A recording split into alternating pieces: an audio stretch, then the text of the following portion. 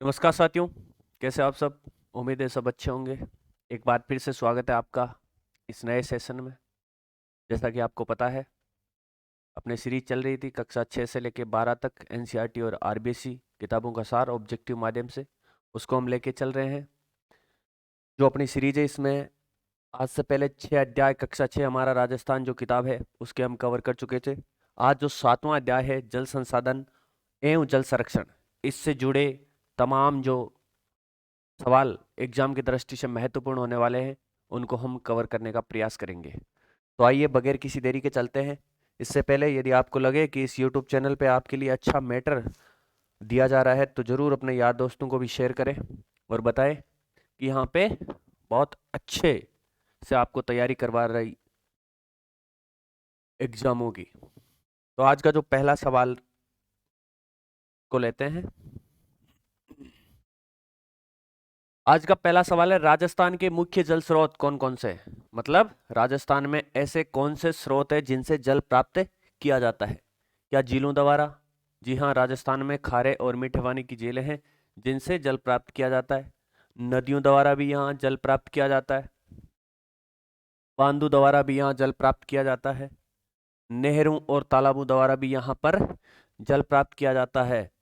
और कुएं एवं नलकूप, इनके द्वारा राजस्थान में सर्वाधिक जल प्राप्त किया जाता है। तो ये जो सारे हैं 1 2 3 4 ये सभी होंगे भाई। इसका जो आंसर रहने वाला है वो उपयुक्त सभी राजस्थान के मुख्य जल के स्रोत झीलें, नदियां, बांध, नहरें, तालाब, कुएं एवं नलकूप। यहाँ तालाब पर्टिकुलर एक नाम आया है तो याद रखना। तालाबों द्वारा सर्वाधिक सिंचाई राजस्थान में भीलवाड़ा जिले में की जाती है। अगला सवाल, राजस्थान में जल विभाजक रेखा है। राजस्थान के मध्य में स्थित ऐसी कौन सी पर्वत श्रृंखला है जो राजस्थान में जल विभाजक का काम करती है भाई। एक बार ऑप्शन देख लेते हैं। क्या अरावली करते हैं? जी हाँ, जो इस सवाल का जो राइट आंसर होने वाला है वो अरावली है। क्या कर्क रेखा जल विभाजक का काम करती है? नहीं, ये रेखा राजस्थान के दक्षिण से गुजरती है। राजस्थान के दक्षिण से गुजरती है। कौन सी रेखा? कर्क रेखा। बांसवाड़ा के मध्य से डूंगरपुर को छूती हुई राजस्थान के दक्षिण से गुजरने वाली रेखा कौन सी है? कर्क रेखा। कर्क रेखा को 2 बार काटने वाली नदी कौन सी है? माही नदी है। ठीक है, 27 डिग्री उत्तरी अक्षांश रेखा ऑप्शन में दे रखा है तो इसको भी देख लेते हैं। 27 डिग्री उत्तरी अक्षांश रेखा, ये राजस्थान के मध्य से गुजरने वाला अक्षांश है भाई। राजस्थान के मध्य से गुजरने वाला अक्षांश कौन सा है? 27 डिग्री उत्तरी अक्षांश। राजस्थान से जितने भी अक्षांश गुजरेंगे उनके आगे क्या आएगा? उत्तरी अक्षांश ही आएगा, क्योंकि राजस्थान उत्तरी गोलार्ध में स्थित है भाई। 74 डिग्री पूर्वी देशांतर, ये देखिए राजस्थान के मध्य से गुजरने वाला देशांतर है भाई। राजस्थान के मध्य से गुजरने वाला देशांतर है।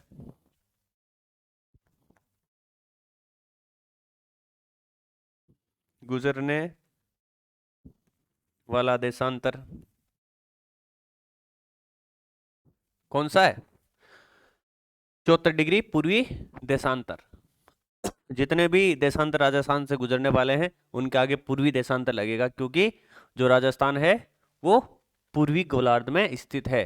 देशांतरीय स्थिति हम देखें तो राजस्थान पूर्वी गोलार्ध में, और अक्षांशीय स्थिति देखें तो राजस्थान उत्तरी गोलार्ध में। यदि हम राजस्थान की स्थिति देखें ग्लोबीय आधार पर तो ये राजस्थान की स्थिति है, यहां रहने वाली है। ग्लोबीय आधार पर हम देखें तो राजस्थान उत्तर पूर्वी दिशा में स्थित है भाई।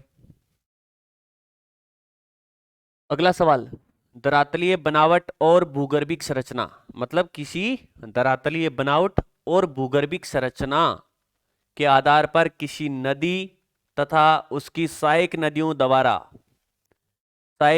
द्वारा निर्मित जल प्रवाह की विशेष व्यवस्था को क्या कहते हैं? अपवाह तंत्र या अपवाह या प्रवाह प्रणाली कहते हैं। देखिए, धरातलीय बनावट और भूगर्भिक संरचना के आधार पर किसी नदी और उसकी सहायक नदियों द्वारा निर्मित जल प्रवाह की विशेष व्यवस्था क्या कहलाती है? अपवाह तंत्र कहलाता है। और अपना जो ये आज का टॉपिक है वो मुख्य तौर पे अपवाह तंत्र से जुड़ा हुआ है, इस कारण इसकी परिभाषा आपको आनी चाहिए। राजस्थान के अपवाह तंत्र को कितने भागों में बांटा गया है भाई? जो राजस्थान का अपवाह तंत्र है उसको कितने भागों में बांटा गया है? देखिए, क्या 1, 3, 4 या 5? तो देखिए, जो राजस्थान का अपवाह तंत्र है इसका जो राइट आंसर होने वाला है वो है ऑप्शन नंबर 2। राजस्थान के अपवाह तंत्र को 3 भागों में बांटा, जो राजस्थान का अपवाह तंत्र है उसको 3 भागों में बांटा गया है। ये जो इसका राइट आंसर होने वाला है वो ऑप्शन नंबर 2। कितने अपवाह तंत्रों में? 3 अपवाह तंत्रों में। कौन कौन से? पहला देखिए, बंगाल की खाड़ी का अपवाह तंत्र, बंगाल की खाड़ी का अपवाह तंत्र। दूसरा, अरब सागरीय अपवाह तंत्र। और तीसरा, अंतःप्रवाही अपवाह तंत्र। तो राजस्थान के जो अपवाह तंत्र है उसको कितने भागों में बांटा गया है? 3 भागों में बांटा गया है। तीनों आप याद रखोगे, बंगाल की खाड़ी का अपवाह तंत्र, अरब सागरीय अपवाह तंत्र और अंतःप्रवाही अपवाह तंत्र। बंगाल की खाड़ी का अपवाह तंत्र, जो नदियां और उनकी सहायक नदियां अपना जल बंगाल की खाड़ी की ओर ले जाती है वो इस अपवाह तंत्र में आएगी। जो अपना जल अरब सागर की ओर ले जाती है वो अरब सागरीय अपवाह तंत्र में आने वाली है। और जो नदी अपना जल किसी किनारे तक लेकर नहीं जाती है वो अंतःप्रवाही नदियों में शामिल होगी। अगला सवाल, चंबल नदी, बनास, काली सिंध, पार्वती आदि नदियां अपना जल कहाँ लेकर जाती है भाई? जो चंबल है, बनास है, काली सिंध है, पार्वती है, ये नदियां अपना जल कहाँ लेकर जाती है? क्या अरब सागर में लेकर जाती है, या बंगाल की खाड़ी में लेकर जाती है, या फिर प्रशांत महासागर या अंटार्कटिक महासागर? कहाँ लेकर जाती है? तो जो इसका राइट आंसर होने वाला है वो है ऑप्शन नंबर 2। चंबल, बनास, काली सिंध और पार्वती नदियां अपना जल कहाँ लेकर जाती है? बंगाल की खाड़ी में लेकर जाती है। ये सारी चंबल की सहायक नदियां हैं। ये देखिए चंबल नदी है, ये इधर से बनास आती है, काली सिंध, पार्वती, ये नदियां मिलकर, ये नदियां किसमें मिल जाती है? चंबल नदी में मिल जाती है। और चंबल नदी यूपी में इटावा के निकट, इटावा के निकट किसमें मिल जाती है? यमुना नदी में मिल जाती है। और फिर वो यमुना नदी जाकर गंगा में मिल जाती है और गंगा अपना जो जल है वो बंगाल की खाड़ी में ले जाती है। तो ये जो नदियां हैं ये कौन से अपवाह तंत्र का भाग है? ये है बंगाल की खाड़ी के अपवाह तंत्र का भाग। देखिए इसमें 2 ऑप्शन नीचे वाले और है, प्रशांत महासागर और अंटार्कटिक महासागर। तो संसार का सबसे बड़ा महासागर कौन सा है? प्रशांत महासागर है। सबसे बड़ा महासागर नंबर 1 कौन सा है? प्रशांत महासागर। और उससे छोटा महासागर बोले तो विश्व का दूसरे नंबर का बड़ा महासागर कौन सा है? वो है अंटार्कटिक महासागर। और तीसरे नंबर पर आएगा हिंद महासागर, ये भी याद रखोगे भाई। अगला सवाल, लूणी, माही, साबरमती, पश्चिमी बनास एवं उनकी सहायक नदियां अपना जल कहां लेकर जाती है भाई? माही नदी, लूणी, पश्चिमी बनास और साबरमती, ये जो नदियां हैं ये अपना जल क्या अरब सागर में लेकर जाती है, या बंगाल की खाड़ी में लेकर जाती है, या आर्कटिक महासागर में लेकर जाती है? कहाँ लेकर जाती है भाई? या इनमें से किसी भी जगह लेकर नहीं जाती? तो जो इसका राइट आंसर होने वाला है वो क्या है? वो अरब सागर होने वाला है भाई। ये जो नदियां हैं ये देखिए, इसमें से माही और कौन सी?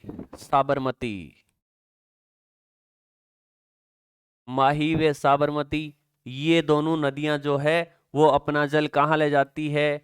खंबात की खाड़ी में। खंबात की खाड़ी में।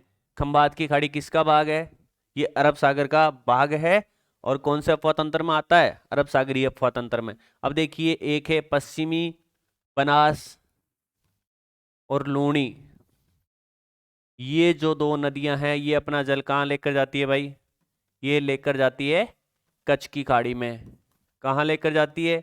कच्छ की खाड़ी में। कच्छ की खाड़ी किसका भाग है? ये अरब सागर का पार्ट है। तो ये किस में आएगा, ये भी अरब सागरीय अफवाह तंत्र में आने वाला है। तो माही, लूणी, साबरमती, पश्चिमी बनास, ये जो नदियां हैं वो अपना जल अरब सागर में लेकर जाती है।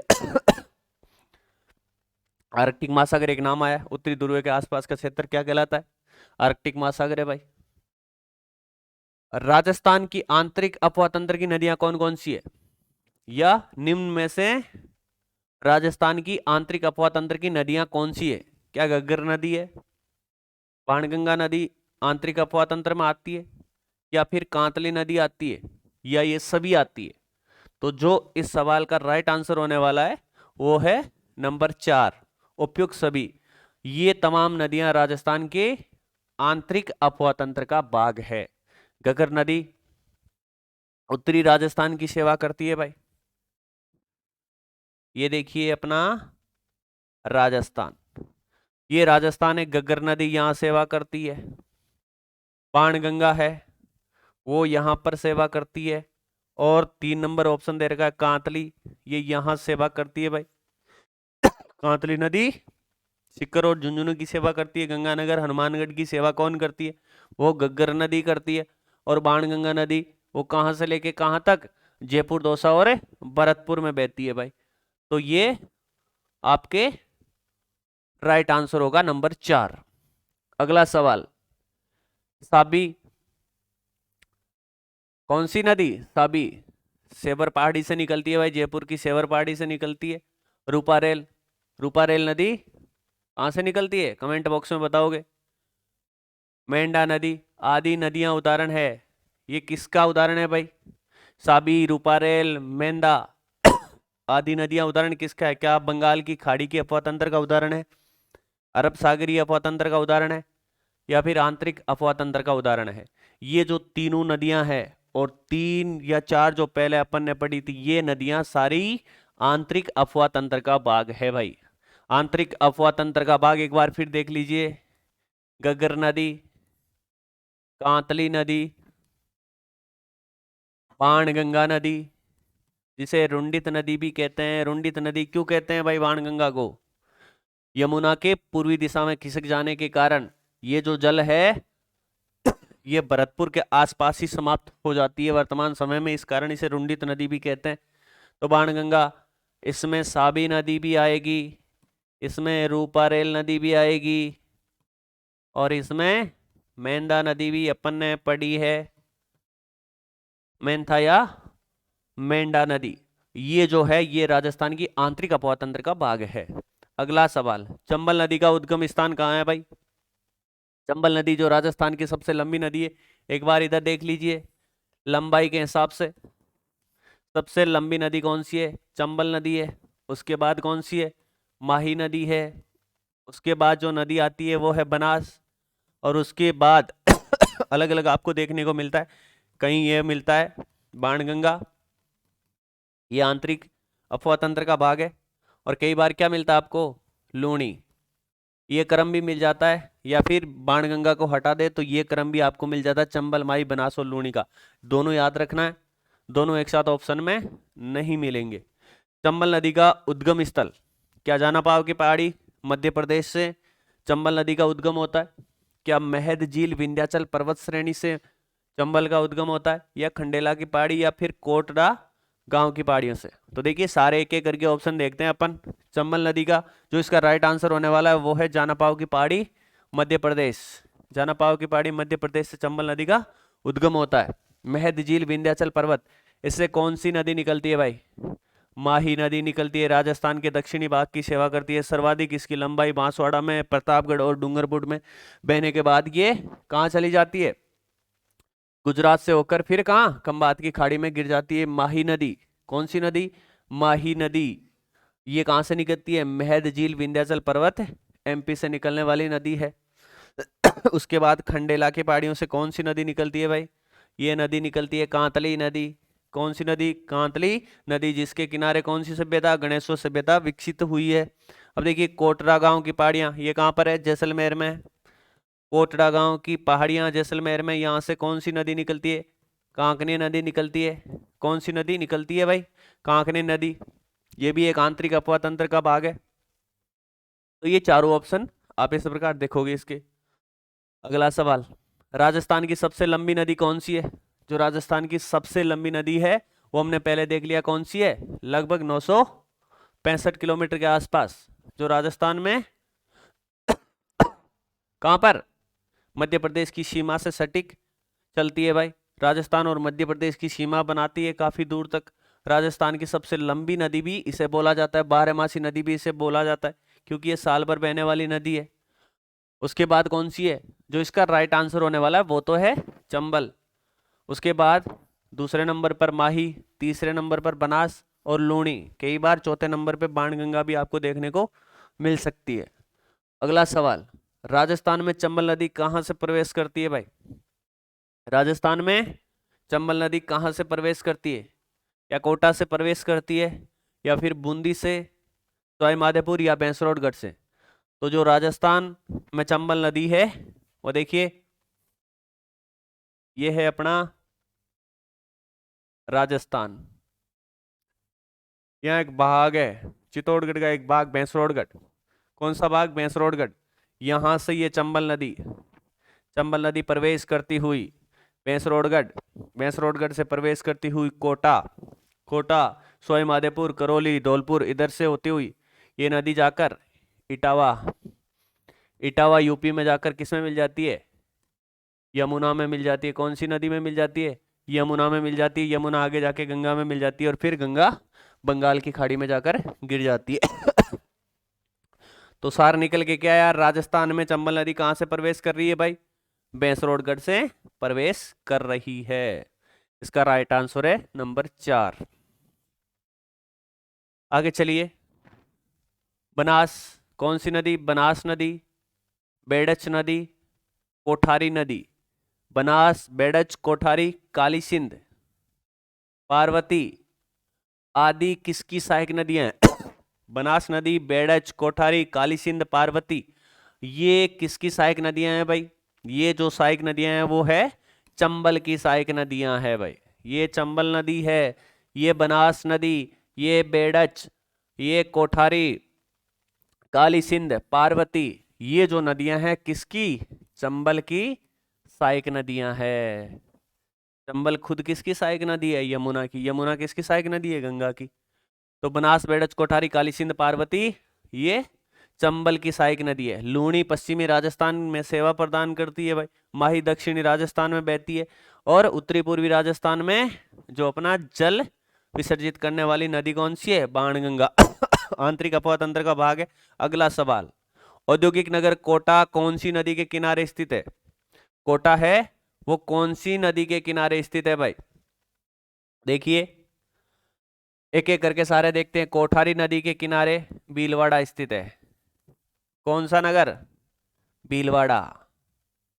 पांडी नदी के किनारे पाली स्थित है। कौन सा नगर है? पाली। कोठारी नदी के किनारे भीलवाड़ा स्थित है, या भीलवाड़ा कोठारी नदी के किनारे स्थित है?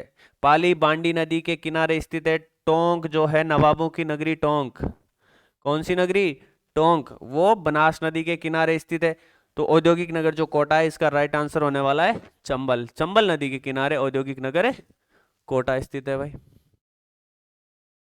अगला सवाल, खमनोर की पहाड़ी कहां पर है? खमनोर की पहाड़ी राजसमंद में है। कहां पर? राजसमंद में। खमनोर की पहाड़ी राजसमंद से कौन सी नदी निकलती है? या खारी नदी निकलती है? खारी नदी कहां से निकलती है? ये बिजराल की पहाड़ियों से निकलती है। बिजराल की पहाड़ियों से निकलती है। कौन सी नदी? खारी नदी। अरे काचरे का बीज देखा है क्या? बीज कैसा होता है? खारा होता है। तो बिजराल से आप याद रखोगे खारी नदी। कोठारी नदी कहाँ से निकलती है भाई? कोठारी नदी जो है वो दिवेर की पहाड़ियों से निकलती है। कहाँ से निकलती है? दिवेर की पहाड़ियों से निकलती है। दिवेर की पहाड़ी कहाँ है? राजसमंद। सोम नदी कहाँ से निकलती है? सोम नदी उदयपुर की कौन सी जगह से? उदयपुर की कौन सी जगह से निकलती है भाई? कमेंट बॉक्स में आप बताओगे कि सोम नदी कहाँ से निकलती है, जाखम नदी कहाँ से निकलती है, दोनों बताओगे। ये किसकी सहायक नदी है? माही की सहायक नदी है, सोम और जाखम दोनों। सोम और जाखम दोनों। बनास नदी। इसका जो राइट आंसर होने वाला है वो है खमनोर की पहाड़ी से निकलने वाली जो नदी है वो है बनास नदी। कौन सी नदी? बनास, चंबल की सहायक नदी। अगला सवाल, पूर्णतः राजस्थान में बहने वाली सबसे लंबी नदी कौन सी है? जो पूर्णतः राजस्थान में बहती है ऐसी कौन सी नदी है भाई? वो नदी है आपकी बनास नदी। पूर्णतः राजस्थान में बहने वाली सबसे लंबी नदी है बनास, और राजस्थान की सबसे लंबी जो नदी है वो है चंबल। तो पूर्णतः राजस्थान में बहने वाली सबसे लंबी नदी है बनास। बनास किसका भाग है? ये बंगाल की खाड़ी के अपवा तंत्र का भाग है। गगर आंतरिक प्रवाह का भाग है। बाणगंगा आंतरिक प्रवाह का भाग है। साबी नदी आंतरिक अपवा तंत्र का भाग है। अगला सवाल, टोंक व सवाई माधोपुर नगर कौन सी नदी के किनारे पर स्थित है? टोंक व सवाई माधोपुर, नवाब की नगरी टोंक, सवाई माधोपुर नगर कौन सी नदी के किनारे? तो टोंक हमने पहले देखा था कि टोंक बनास नदी के किनारे है। तो टोंक व सवाई माधोपुर दोनों किसके किनारे? बनास नदी के किनारे। याद रखोगे भाई, बांडी के किनारे हमने पढ़ा, पाली कोठारी के नगर, भीलवाड़ा, ये चीजें हमने पढ़ा। और उत्तरी राजस्थान में बहने वाली नदी कौन सी है? घग्गर। अगला सवाल, मैनाल, कोठारी, बेड़च व खारी किसकी सहायक नदियां हैं? मैनाल नदी, कोठारी नदी, बेड़च नदी व खारी नदी किसकी सहायक नदियां हैं? ये जो है वो है आपकी बनास की सहायक नदियां। किसकी? बनास की सहायक नदियां। इसमें देखो एक नाम आया लूणी, लूणी की तो सूकड़ी, जोजड़ी, बांडी, ऐसी जो नदियां हैं वो लूणी की सहायक नदियां हैं। चंबल, चंबल की आपने देखा, बनास खुद एक इसकी सहायक नदी है। बेड़च बनास की सहायक नदी है। बाणगंगा, बाणगंगा नदी हमने पढ़ा है कि कहाँ से निकलती है? जयपुर से निकलती है। जयपुर की बैराट की पहाड़ी से निकलती है, दौसा से चलकर भरतपुर में जाकर समाप्त हो जाती है वर्तमान समय में। इस कारण इसे रुंडित नदी भी कहा जाता है। अगला सवाल, लूणी नदी, लूणी नदी अजमेर के गोविंदगढ़ के निकट कौन सी जगह? अजमेर के गोविंदगढ़ के निकट कौन सी? नागपाड़। कौन सी पहाड़ी? नाग पहाड़ी। नागपाड़ी के निकट कौन सी दो धाराओं के मिलने से उद्गम होता है भाई? लूणी नदी जो है दो धाराओं के मिलने से बनती है और फिर ऐसे चलती है पश्चिमी राजस्थान में। तो कौन सी दो धाराएं? ये सरस्वती, याद रखोगे, सरस्वती और सागरमती।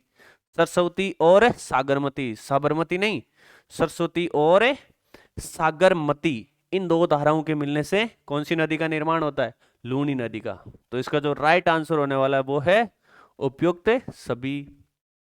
अगला सवाल, अजमेर, नागौर, पाली, जोधपुर, बाड़मेर, जालोर। अजमेर, अजमेर, नागौर, पाली, देखिए अजमेर, नागौर, पाली, जोधपुर, बाड़मेर और जालोर जिलों में बहने के बाद लूणी नदी अपना जल कहाँ ले जाती है भाई? ये याद रखोगे, राजस्थान के कितने जिलों में? पुराने जिलों के हिसाब से राजस्थान के 3 और 3 6 जिलों में बहने वाली नदी है ये। कौन सी नदी?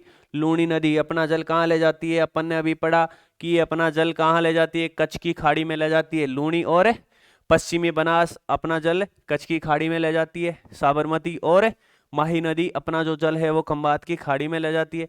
बंगाल की खाड़ी वाली नदियां अपन ने पढ़ ली, कौन कौन सी? चंबल, बनास, पार्वती, काली सिंध, ये जो नदियां हैं वो बंगाल की खाड़ी में जल ले जाती है।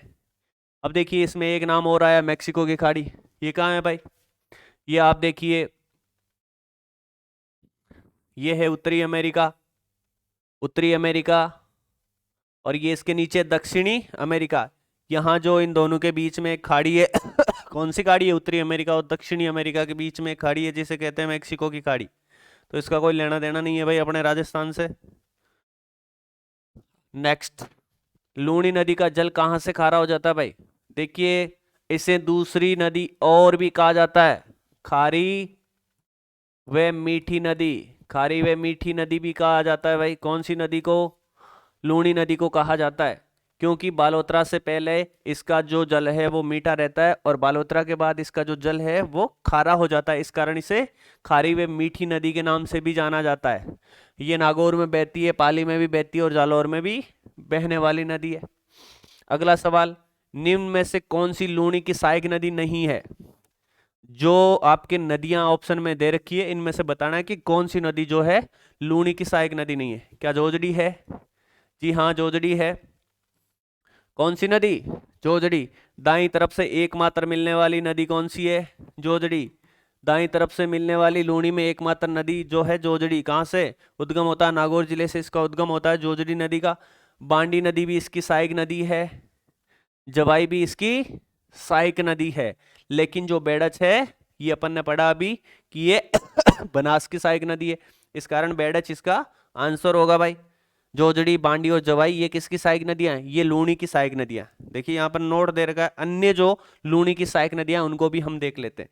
मीठड़ी, कैसी? मीठी, मीठड़ी, खारी। ये देखो खारी भी इसकी एक सहायक नदी है।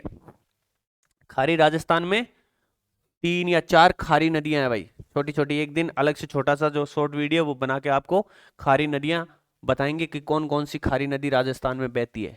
फिलहाल यहाँ पर देखिए, जोजड़ी, बांडी, जवाई, मीठड़ी, खारी, सूकड़ी, सागी, गुइया, ये आपको अलग से ऐसे राजस्थानी लैंग्वेज के से नाम दिख रहे हैं। ये सारे किस में आएंगे? ये आएंगे भाई लूणी में। लूणी की सहायक नदियां ये मीठड़ी, खारी, सूकड़ी, सागी, गुइया, ये सभी किसकी सहायक नदियां हैं? ये लूणी की सहायक नदियां। यहां से सवाल आता है एग्जाम में। अगला सवाल 5,000 रुपए के लिए। कर्क रेखा को 2 बार काटने वाली नदी कौन सी है? जो कर्क रेखा है राजस्थान के दक्षिण से बांसवाड़ा के मध्य से डूंगरपुर को छूती हुई बहने वाली नदी है, भारत के 8 राज्यों से गुजरती है। काल्पनिक रेखा कौन सी? कर्क रेखा, जिसे 23.5 डिग्री उत्तरी अक्षांश भी कहते हैं। किस रेखा को? कर्क रेखा को। इस रेखा को 2 बार काटने वाली नदी कौन सी है? जो इसका राइट आंसर होने वाला है वो तो है आपका माही नदी। क्या है? माही नदी। ये देखिए, ये है 23.5 डिग्री उत्तरी अक्षांश, 23.5 डिग्री उत्तरी अक्षांश या कर्क रेखा। ये है 0 डिग्री रेखा, 0 डिग्री रेखा। और ये है मकर रेखा या 23.5 डिग्री दक्षिणी अक्षांश रेखा। आप तीनों को देख लीजिए। कर्क रेखा को 2 बार काटने वाली नदी कौन सी? माही नदी। कौन सी नदी? माही नदी। 0 डिग्री को 2 बार काटने वाली नदी कौन सी? कांगो, कांगो या जायरे नदी भी कहते हैं। ये अफ्रीका की एक नदी है, मध्य अफ्रीका की एक नदी है, कांगो या जायरे नदी, जो भूमध्य रेखा को 2 बार काटती है। मकर रेखा को 2 बार काटने वाली नदी कौन सी है? लिम्पोपो नदी। कौन सी नदी है? लिम्पोपो नदी। तो ये तीनों आप याद रखोगे। कर्क रेखा को 2 बार कौन काटती है? 0 डिग्री को कौन काटती है? और मकर रेखा को 2 बार काटने वाली नदी का क्या नाम है? तो जो इसका राइट आंसर होने वाला है वो माही है। माही की ये दोनों सहायक नदियां हैं, दोनों नहीं ये तीनों सहायक नदियां हैं भाई, चाप, जाखम और सोम। जाखम निकलती है कहाँ से? ये निकलती है आपके प्रतापगढ़ से। और सोम नदी कहाँ से निकलती है? ये निकलती है उदयपुर से। अगला सवाल, माही नदी राजस्थान के कौन से जिलों में बहती है? देखिए, जो माही नदी है दक्षिणी राजस्थान में जल उपलब्ध करवाने वाली नदी है। इसे क्या कहते हैं? इसे कांठल की गंगा भी कहते हैं। क्या कहते हैं? कांठल की गंगा, दक्षिणी राजस्थान की गंगा, माही नदी। कौन कौन से जिलों में बहती है? क्या राजसमंद में, भीलवाड़ा में बहती है? तो इन जिलों में तो एक नदी बहती है, बनास नदी। कौन सी नदी बहती है? राजसमंद, भीलवाड़ा, टोंक, सवाई माधोपुर में बहने वाली एक नदी है बनास नदी। कोटा, सवाई माधोपुर में कौन सी नदी बहती है? इधर से चंबल नदी गुजरती है भाई।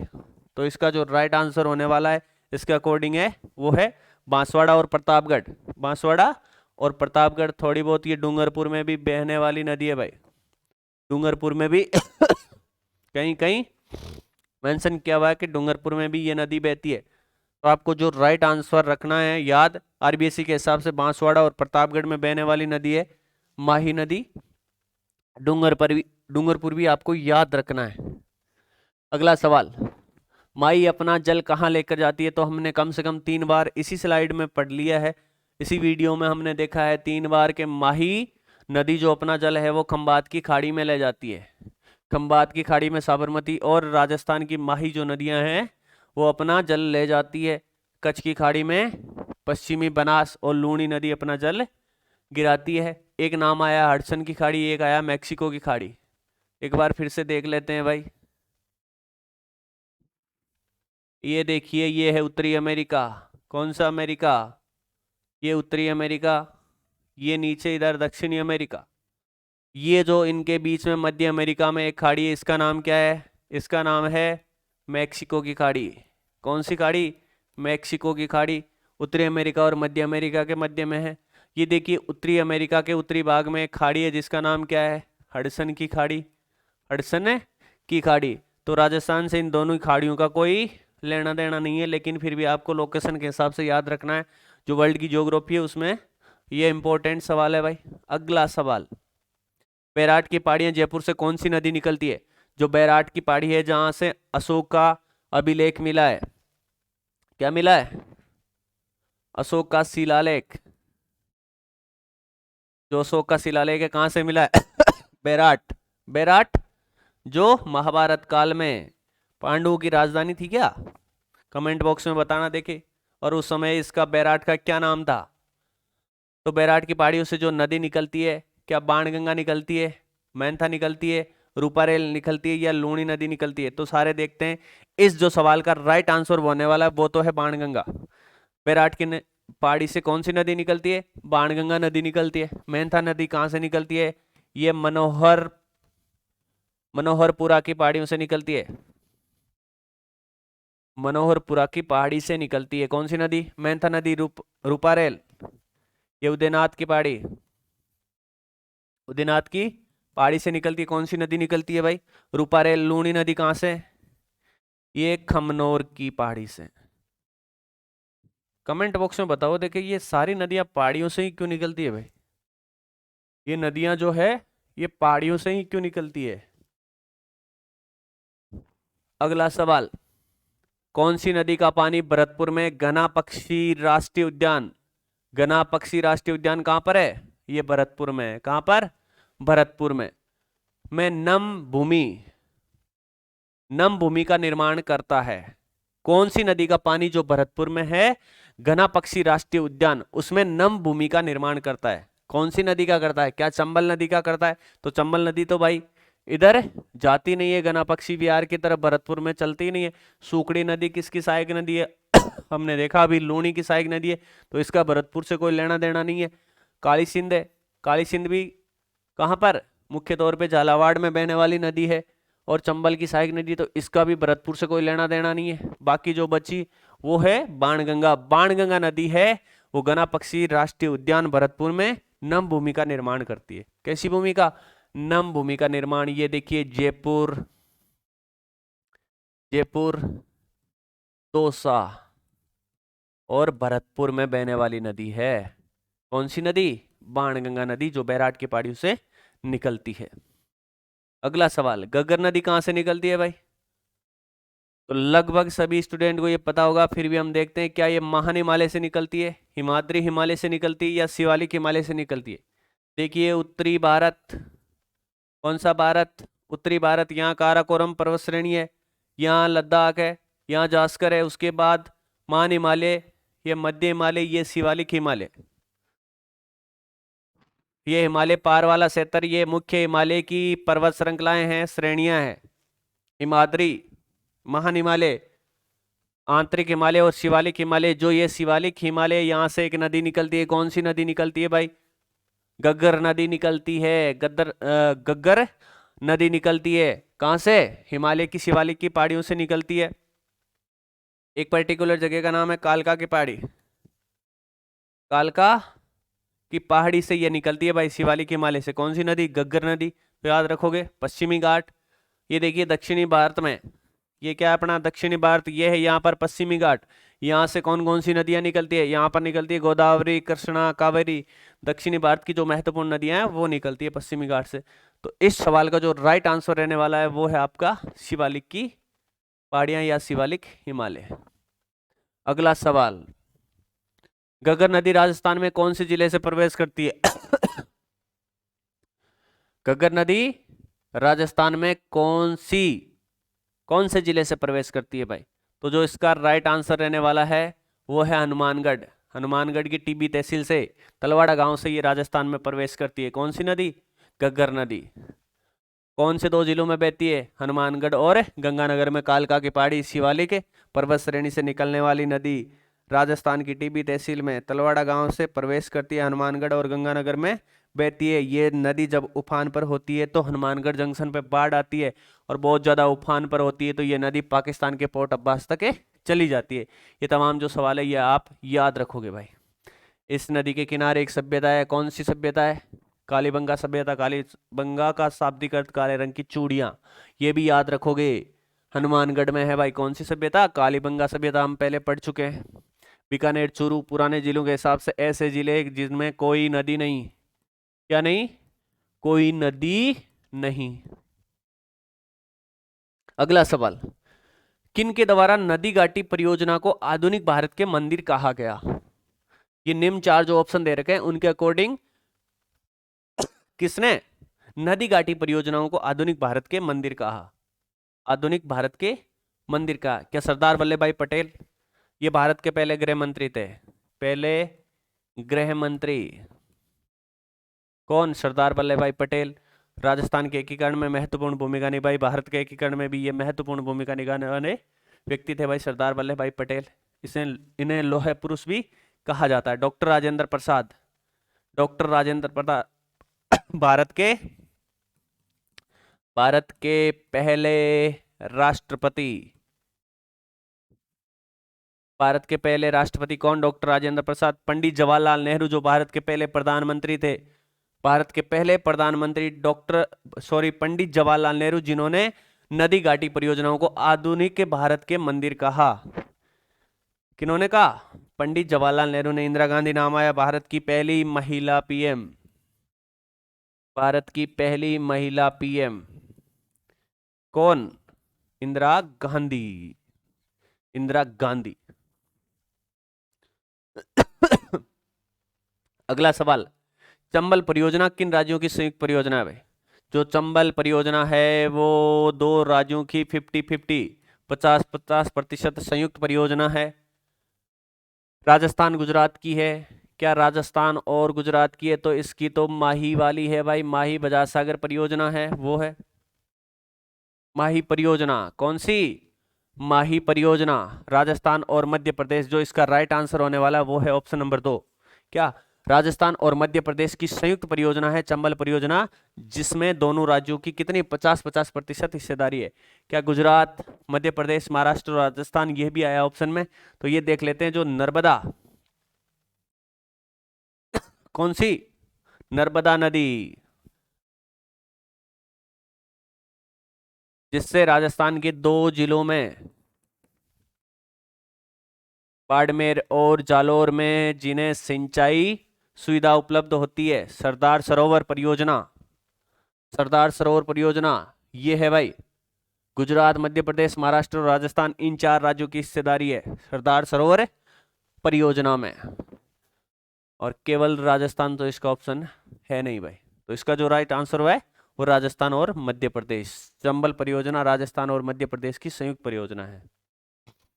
अगला सवाल, निम्न में से कौन सा बांध चंबल नदी पर नहीं है? जो आपके ऑप्शन में दे रखे हैं इनमें से कौन सा बांध चंबल नदी पर नहीं है? तो देखिए, ये चंबल नदी जानापाव की पहाड़ी से निकलती है, इधर राजस्थान में भैंसरोडगढ़ से प्रवेश करती हुई राजस्थान के कोटा और चित्तौड़गढ़, कोटा, सवाईमाधोपुर, करौली, धौलपुर, इधर से जाती हुई यहाँ पर इटावा के निकट किस में मिल जाती है? यमुना में। यमुना गंगा में मिल जाती है, और गंगा जाके बंगाल की खाड़ी में मिल जाती है। मतलब ये बंगाल की खाड़ी के अपवाद तंत्र का हिस्सा है। तो इसमें एक जो बांध है वो है गांधी सागर। गांधी सागर बांध ये कहाँ पर है? ये तो रह गया भाई मध्य प्रदेश में। कहाँ पर? मध्य प्रदेश में। अब इसके बाद 3 बांध है। राणा प्रताप सागर बांध राजस्थान में है, जवाहर सागर बांध राजस्थान में है, कोटा बैराज बांध जो है राजस्थान में। किस नदी पर? ये तीनों बांध चंबल नदी पर है। जाखम बांध कौन सी नदी पर है? जाखम बांध कौन सी नदी पर? राजस्थान का सबसे ऊंचा बांध जाखम नदी पर। कौन सी नदी पर? जाखम, जो माही की सहायक नदी है। तो ये तीनों देख लेते हैं भाई। राणा प्रताप सागर, राणा प्रताप सागर कहां पर? चित्तौड़गढ़ में है।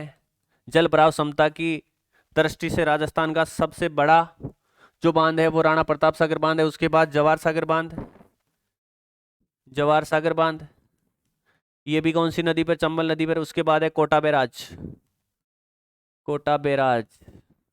ये जो 3 बांध है ये तीनों राजस्थान में चंबल नदी के किनारे पर स्थित है। और एक गांधी सागर जो इसके शुरुआती जहां से ये उद्गम होती है, उसके बाद सबसे पहला जो बांध है गांधी सागर बांध, वो मध्य प्रदेश एमपी में पड़ता है भाई। तो राजस्थान में चंबल नदी पर 3 बांध है। जाखम बांध जाखम नदी पर है, जो माही की सहायक नदी है, राजस्थान का सबसे ऊंचा बांध है। राजस्थान का सबसे लंबा बांध है माही बजाज सागर बांध। कौन सा? माही बजाज सागर बांध, राजस्थान का सबसे लंबा बांध। अगला सवाल, बिसलपुर परियोजना। बिसलपुर परियोजना मुख्य तौर पे पेयजल परियोजना है भाई। बिसलपुर परियोजना कौन सी नदी पर है? तो हमने पहले एक बार पढ़ा था सोम। क्या सोम है इसका राइट आंसर? जाखम है या फिर जवाई है? जवाई किसकी सहायक नदी है? ये लूणी की सहायक नदी है। सोम और जाखम ये माही की क्या है? सहायक नदियां हैं। जो इसका राइट आंसर होने वाला है वो है बनास नदी। बनास नदी पर बिसलपुर परियोजना स्थित है भाई। कौन सी नदी पे? बनास नदी पर। सरदार सरोवर परियोजना जो राजस्थान, गुजरात, मध्य प्रदेश और महाराष्ट्र की संयुक्त परियोजना है। इस परियोजना के द्वारा राजस्थान के बाड़मेर और जालोर में बूंद बूंद सिंचाई परियोजना द्वारा सिंचाई होती है। तो सरदार सरोवर परियोजना के अंतर्गत राजस्थान के दक्षिणी पश्चिमी क्षेत्र के कौन कौन से जिलों को सिंचाई एवं पेयजल सुविधा उपलब्ध करवाई जाती है? दक्षिणी पश्चिमी राजस्थान के दक्षिणी पश्चिमी क्षेत्र के कौन से जिलों को सिंचाई व पेयजल सुविधा उपलब्ध करवाता है भाई? सरदार सरोवर परियोजना। इसके द्वारा राजस्थान के क्या जैसलमेर बाड़मेर जालोर, जैसलमेर बीकानेर, या इनमें से कोई नहीं? क्या होगा इसका राइट आंसर? इसका जो राइट आंसर होने वाला है वो है बाड़मेर और जालोर। बाड़मेर और जालोर राजस्थान के ऐसे जिले जिनको इन परियोजनाओं के द्वारा, सरदार सरोवर परियोजना के द्वारा एक नहर निकाल के क्या है सिंचाई और पेयजल सुविधा उपलब्ध करवाई जा रही है। बूंद बूंद सिंचाई परियोजना इसी क्षेत्र में भाई प्रचलित है। अगला सवाल, मानसी वाकल परियोजना कौन से जिले में? मानसी वाकल परियोजना कौन सी? क्या टोंक में? टोंक में हमने पढ़ा बिसलपुर परियोजना है। जालोर में है क्या? जालोर और बाड़मेर में हमने पढ़ा कि जो कौन सी सरदार सरोवर परियोजना है उसके द्वारा सिंचाई और पेयजल की सुविधा उपलब्ध होती है बाड़मेर और जालोर। उदयपुर, क्या मानसी वाकल उदयपुर में है या बांसवाड़ा में? बांसवाड़ा में हमने कौन सी पढ़ी? माही बजाज सागर माही परियोजना बांसवाड़ा में। तो इसका जो राइट आंसर होगा वो होगा उदयपुर। मानसी वाकल परियोजना उदयपुर जिले में है भाई।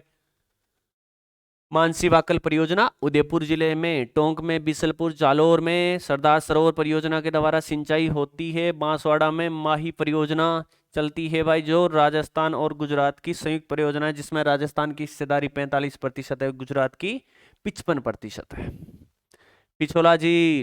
पिछोला झील नटनी का चबूतरा याद आता है क्या? उदय सागर, कौन सा? उदय सागर, फतेह सागर, गोवर्धन सागर, बहुत इंपॉर्टेंट है भाई सारी की सारी ये झीलें। ये झीलें कहां पर है? पिछोला झील, उदय सागर झील, फतेह सागर झील, गोवर्धन सागर झील। ये झीलें कहां पर है? क्या उदयपुर में है, डूंगरपुर में है, बीकानेर में है या फिर अलवर में है? तो एक एक झीलें यहां से पढ़ने की हम कोशिश करते हैं। इसका जो राइट आंसर होने वाला है वो तो है उदयपुर, क्योंकि झीलों की नगरी किसे कहते हैं?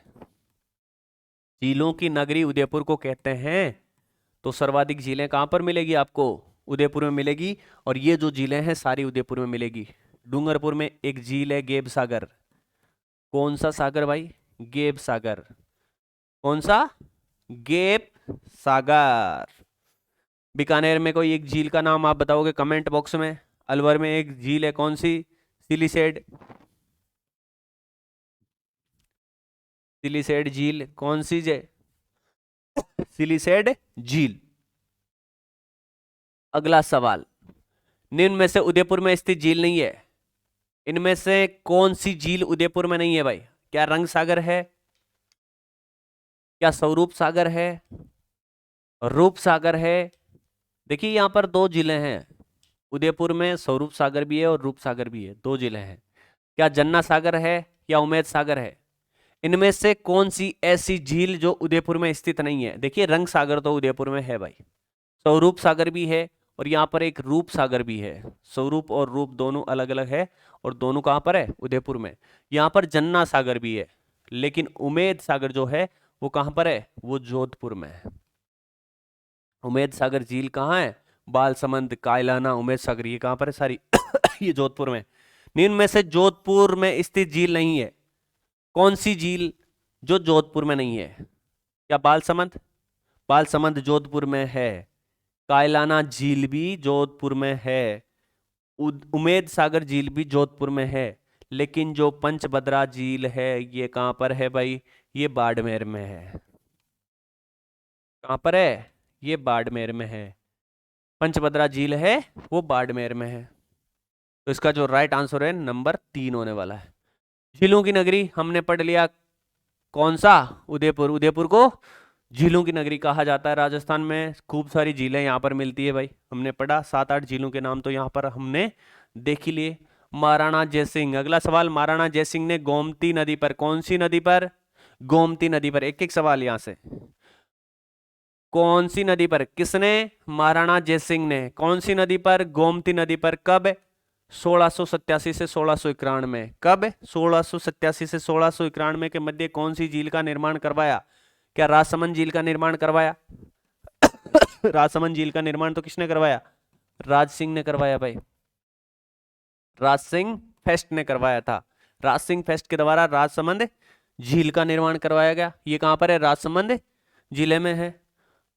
तो इसका राइट आंसर होने वाला है वो जयसमंद झील है। देखिए, जयसमंद झील का निर्माण महाराणा जयसिंह द्वारा करवाया गया। कौन सी नदी पर? गोमती नदी पर। कब करवाया गया? 1687 से 1691। लगभग 4 साल का समय इसको बनाने में लगा भाई। तो इसका जो राइट आंसर होगा वो होगा जयसमंद झील। सांबर झील, सांबर झील नागौर, जयपुर और अजमेर के बॉर्डर पर स्थित है। राजस्थान की सबसे बड़ी खारे पानी की झील है जो भारत का 8.7% नमक का उत्पादन करती है। कौन सी झील? सांबर झील। डीडवाना झील, कौन सी झील? डीडवाना झील, जहां पर सोडियम सल्फेट का कारखाना है भाई। यहाँ का जो नमक है वो खाने योग्य नहीं, चमड़ा उद्योग, कांच उद्योग में प्रयोग में लिया जाता है। अन्ना सागर झील और पुष्कर झील, जिसे राजस्थान की सबसे पवित्र झील भी कहते हैं, कौन से जिले में? तो लगभग सभी स्टूडेंट को ये पता होगा कि ये अजमेर जिले में है भाई। कौन से जिले में? अजमेर। जोधपुर में कौन कौन सी पढ़ी है अपन ने? जोधपुर में उमेद सागर, कायलाना और बालसमंद झीलें पढ़ी। एक और है यहाँ की खारे पानी की झील, कौन सी है? फलोदी। जोधपुर में खारे पानी की झील कौन सी? फलोदी। जयपुर, जयपुर में हमने पढ़ा कि अभी प्रशासनिक जो दृष्टि से कौन सी? सांबर झील जयपुर में है। डूंगरपुर में हमने पहले देख लिया कौन सी? गेप सागर झील है भाई, गेप सागर झील। आगे देखिए अगला सवाल, राज्य में सर्वाधिक ऊंचाई पर स्थित प्राकृतिक झील कौन सी झील है? सबसे पहले यहां देखिए ये झील कौन सी है? प्राकृतिक झील है। क्या ये पुष्कर है सर्वाधिक ऊंचाई पर? सांबर झील है, क्या नक्की झील है, या फिर जयसमंद झील है? तो राजस्थान की जो सर्वाधिक ऊंचाई पर वो झील है वो है नक्की झील, सिरोही में। कहां पर है? सिरोही में, राजस्थान की सबसे ऊंची झील। ऐसा बोलते हैं कि देवताओं के नाखूनों द्वारा बनाई गई ये झील है, नाखूनों से खोदकर बनाई गई झील है। कौन सी झील? नक्की झील। सबसे पवित्र झील, राजस्थान की सबसे पवित्र झील किसे बोला जाता है? पुष्कर झील को बोला जाता है। सबसे बड़ी खारे पानी की झील कौन सी? सांबर झील। कौन कौन से 3 जिलों में फैली हुई है? जयपुर, नागौर, मुख्य तौर पे जयपुर नागौर, लेकिन अजमेर का भाग भी इसमें शामिल है भाई। जयसमंद झील हमने पढ़ा, गोमती नदी पर महाराणा जयसिंह द्वारा 1687 से 1691 के मध्य जयसमंद झील का निर्माण करवाया गया।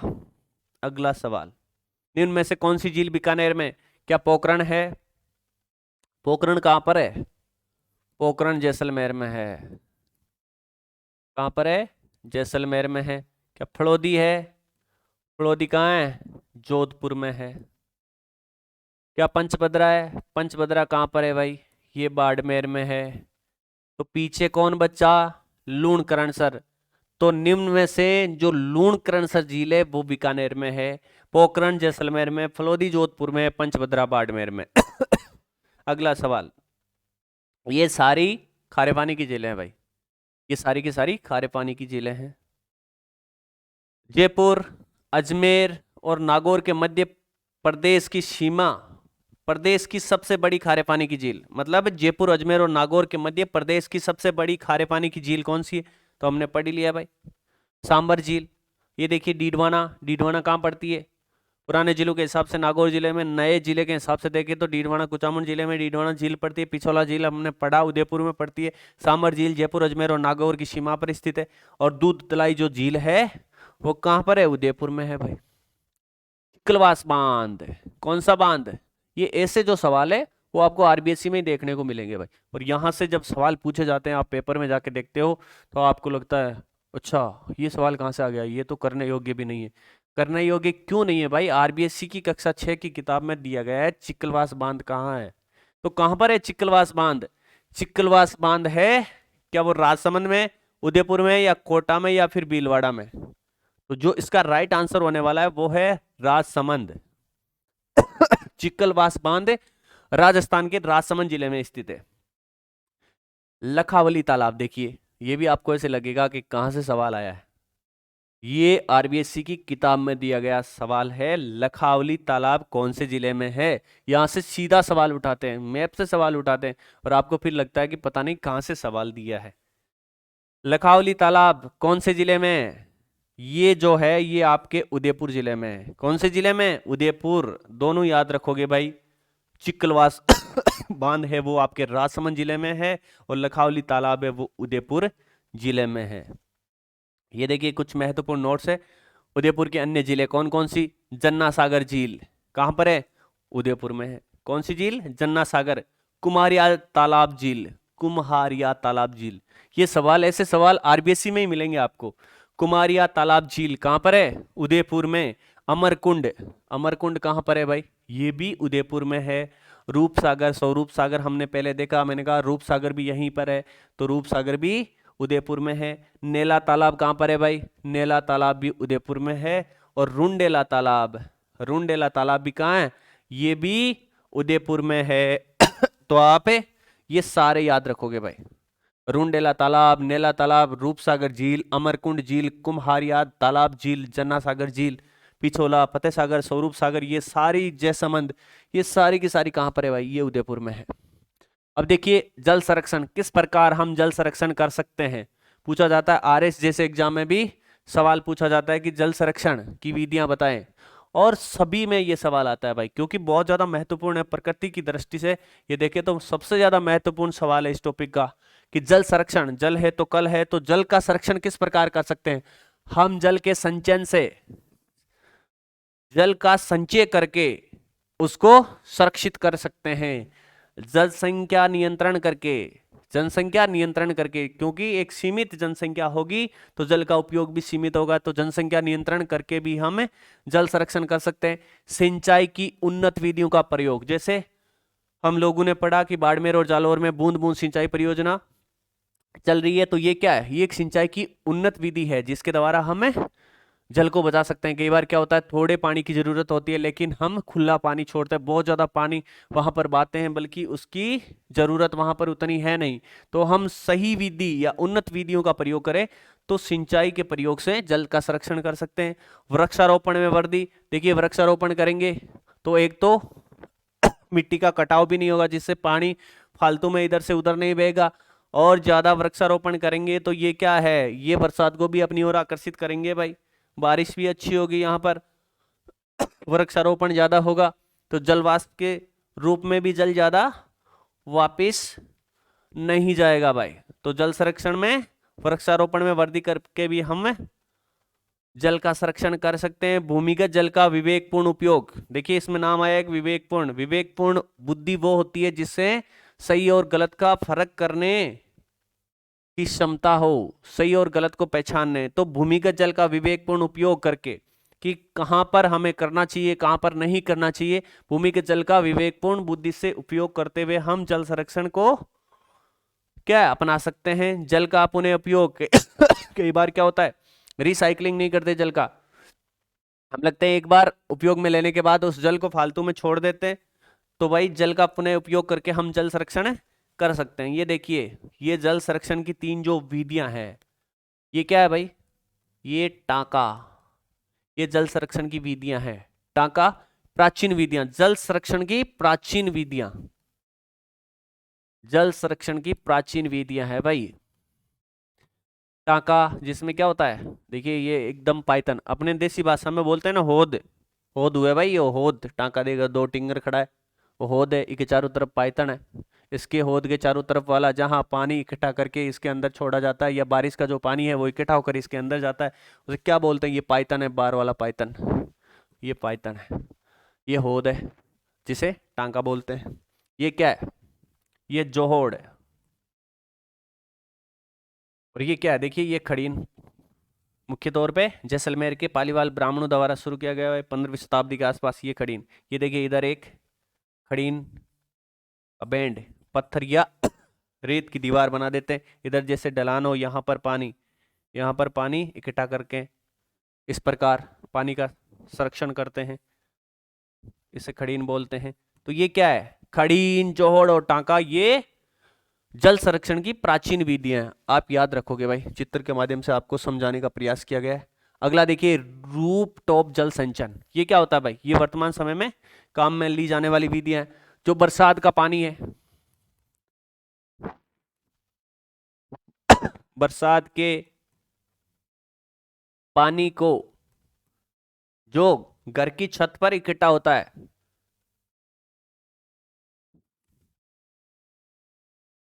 घर की छत पर इकट्ठा होता है, उसे हम जो संरक्षित या उसका संचयन करते हैं, वो क्या कहलाता है? रूप टॉप जल संचयन। मान लीजिए छत है बहुत बड़ी, बरसात होती है, बरसात का पानी जब उस छत पे आता है तो इस विधि का हम संचयन नहीं करेंगे, संचयन नहीं करेंगे तो वो पानी फालतू में बह जाएगा। इससे अच्छा नीचे कुछ टांका वांके का निर्माण करके फिर उस जो बरसात के पानी को जो छत पर आता है उसको हम संचय करके इस विधि का उपयोग कर सकते हैं, जिससे जल का संरक्षण होता है। वाटर हार्वेस्टिंग, जो फालतू में जो पानी बहने वाला होता है, जो फालतू में पानी बहता है उसका संचयन करके कुएं में छोड़ देते हैं या भूमिगत जल के रूप में इसका प्रयोग कर लेते हैं। वाटर हार्वेस्टिंग, फालतू में बहते जल को जब भूमिगत जल के रूप में